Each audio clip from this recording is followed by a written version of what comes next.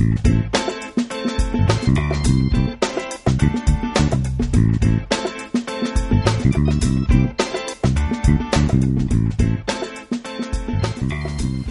everybody, Heather here from Heather's Hobby Haven, and today we're going to look at some watercoloring stuff and decide how much is too much water when you're watercoloring.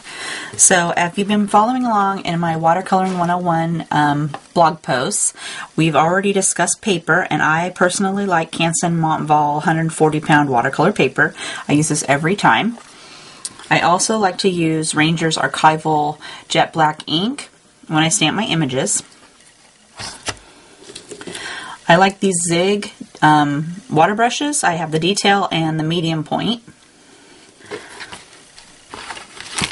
You'll also, if you're going to watercolor, need something to put your inks on. I have a link to this Tim Holtz Distress Ink paper on the side of the blog that you can download. And with this, I printed it out, and then I took it and I found a stamp that would fit into the little hole, into each little square here, and I stamped each ink onto it, and just as a disposable one, I put it into one of these clear plastic sheet protectors, and I just slide it right inside. And then you can either take your stamp pad or your distressing reinkers and drop a little drop onto each one and save them like that. Or my own personal one, I went ahead and watercolored each of these little butterflies with what color that went in the box, and then I punched them out and I stuck them onto the little sheet I had made, and then I took it over to my local Staples and had it laminated. But my new favorite is the new Tim Holtz Distress Ink palette. This holds all 36 colors. And I just took my reinkers and put a drop in each one, and then on this side there's a little color chart, and the link for this is also on the side of the store blog. And then to watercolor, you will either need to have some kind of ink, and my personal favorite is the Ranger Distress Inks. You can either use the ink pads or you can use the reinkers, which I usually use because I can put them in my palette. For the reinkers, or for the stamp pads, you can either stamp your pad right onto an acrylic block if you don't have a chart, or if you have a nonstick craft mat, you could stamp it right onto this and then just wipe it off when you're finished. And you'll also need a paper towel to wipe off your brush, and you'll need your stamped image. And today we're going to use this cute little tilde. Okay, so let's get started.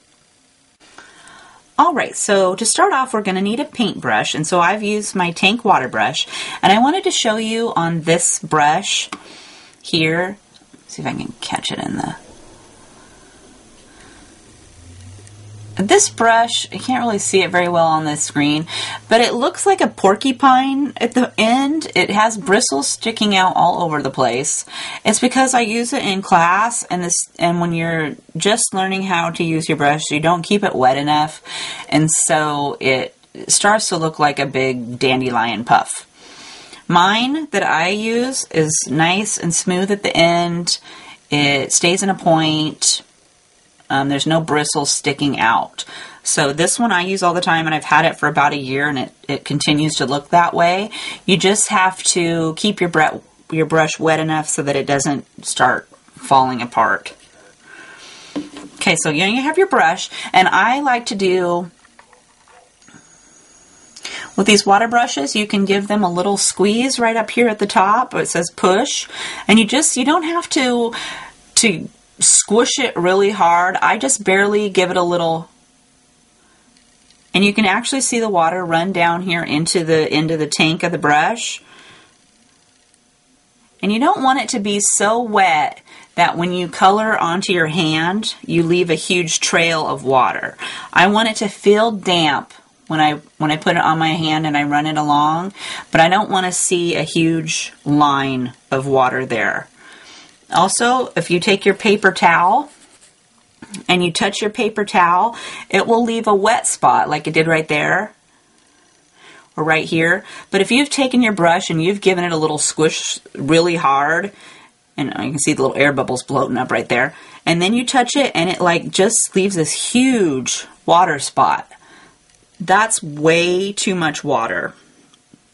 You just want it when you touch your paper towel to leave a little indentation on there. And if you've squished it too much, you may have to dry it off. So I would take it and just kind of roll it in my little puddle I made so that my bristles stay together. But it's just the paper towel is sucking up all of the water that I got extra on there.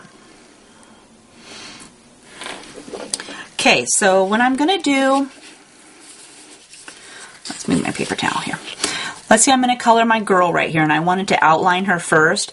I wouldn't necessarily use this brush because you have to cover a lot of area, and so I want to have a little bit of a bigger end. So I'm going to switch over to my medium-sized brush, and again, I tested on my paper towel to see how much water there is, and it's leaving a puddle, but not enough that it makes this huge circle area. So then I would just pick up a little bit of my color out of my palette onto the end of my brush. And I try to get just a little bit onto the end of my brush. So let's zoom in so you can see what my little bit is.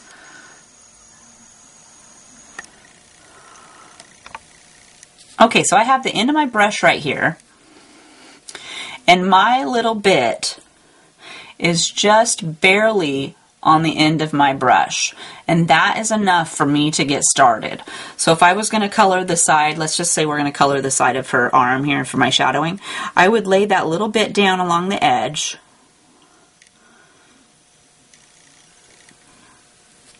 Okay, and then I would take it and wipe my paper towel off. Wipe my brush off on my paper towel, and then go in before this dries and start wiping it away from her body. And if you've put a lot, if your little line was a little bit thicker than mine and you got a lot of ink onto your brush, you'd want to take your paper towel in between and again just wipe that excess off onto your paper towel. And then you'd go back and get a little bit more on the end of your brush. And again, my little bit is just the very, very tip of my brush.